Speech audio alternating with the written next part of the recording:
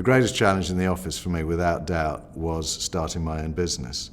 Because when you work somewhere else, you don't realise the extent to which there is an existing momentum which is taking you forward. It's a bit like being on the tube. You kind of get to work without having to do anything. Whereas when you start your own business, any momentum that exists, you have to create. And you're fighting against an indifferent world. You know, you work for XYZ Advertising, you know, Saatchi's or J. Walter Thompson, whoever it is that's famous, and everybody takes your call and they're pleased to.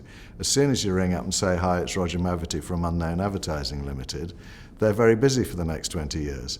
So it is very, very tough, and I think, frankly, I know it sounds trite, the only solution to the problem is firstly to believe in yourself, and secondly just to carry on doing it, really persevere. Everybody likes to think when you're faced with a problem in life that there's some silver bullet solution.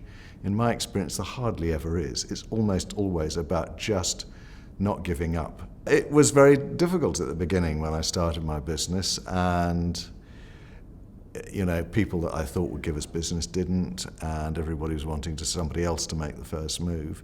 So it's very draining on your patience and your persistence. And luckily, I started with a business partner, a very nice man called Mike Gilmore, who now lives in the south of France, lucky guy.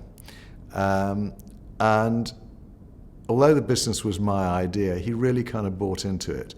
And every time I weakened a bit and said, you know, we could quit or we could sell what we've got, he said, no, we did this to do it our way, you hang on in there. And he was very, very determined, and I think that's what helped us turn a corner.